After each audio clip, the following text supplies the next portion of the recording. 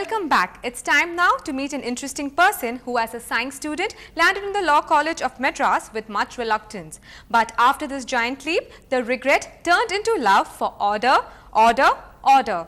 Justice Mohan tells us about the lessons that impacted his life and the courthouse that he still worships.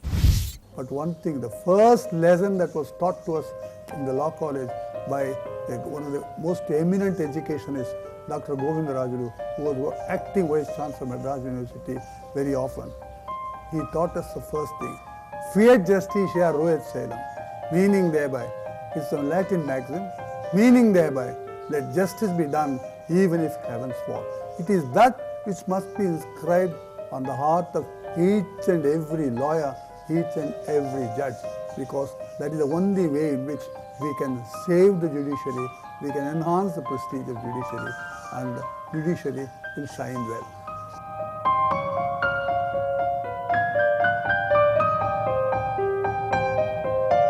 This one lesson was enough to tell Justice Mohan that this decision to switch from science to law was right, and he surged ahead in a career that involves making justifiable decisions. Justice Mohan won the gold medal and also went on to win the scholarship for international law and constitutional law. His remarkable knowledge found him the opportunity to teach in his own college while he was an apprentice in the 1940s. Very many students, including Mr. Chidambaram, who is now Law Minister, Central Minister, is also my student, Mr. Madhavan. All of them, most of them you would say, were my students, Dorai Murugan, were all my students in Law College. The reason why I want to say is, the study of law in those days was something very, very important. You will be surprised to know that most of my students were older than me. I was hardly 26.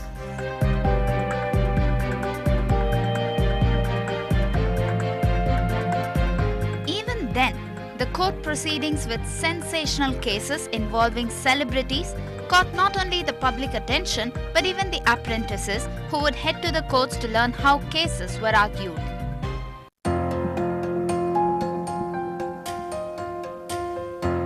I remember there was a sensational case, Lakshmi Kandan murder case.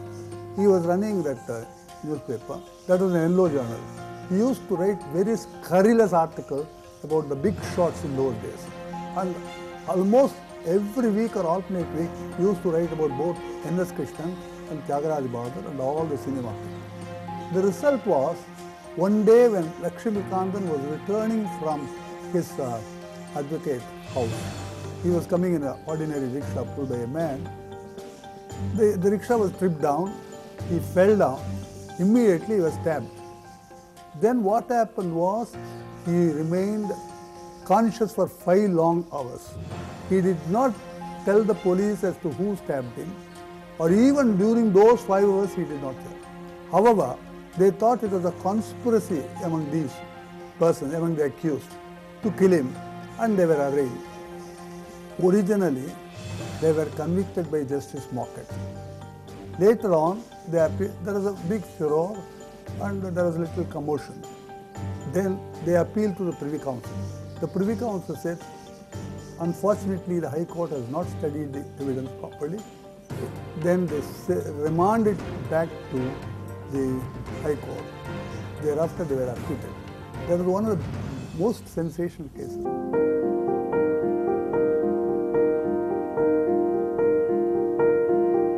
I always thought the High Court was nothing but an old, dilapidated red building with unfinished interiors and broken furniture. But Justice Mohan seemed outraged by my preconceived notion and immediately showed me pictures as evidence to elaborate on the architectural splendor and grandeur of the place.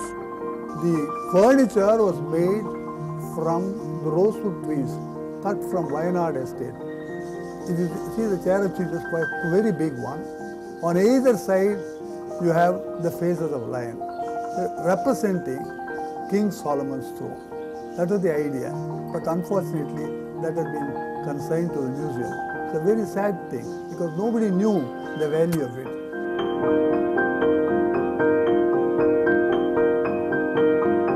Every monument and every carving had significance, and every chamber with the court proceeding was a sight to watch.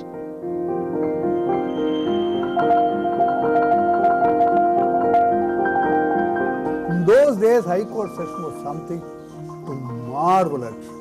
The reason is we had the session judge clothed in crimson, not black gown, crimson gown, wigs and gloves.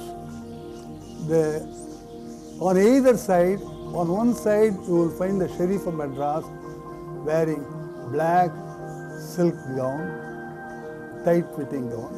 Then on the other side you will find the Commissioner of Police. Commissioner, all of them used to come in a procession. It was a great sight to see with the mace bearers in front. And there used to be a sergeant by name Woodman.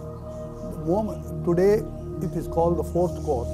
And the Fourth Court was a court of sessions, High Court of Sessions.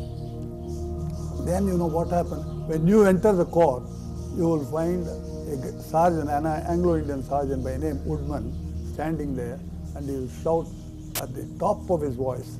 He was a leather-lined man. At the top of his voice, "Oye, oye, oye," like 3 times. The whole crowd was something very, very serene and awful. I mean, so good.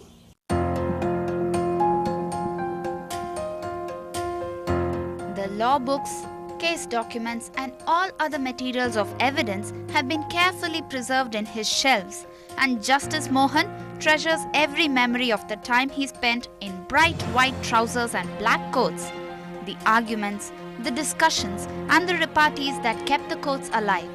He rests his case.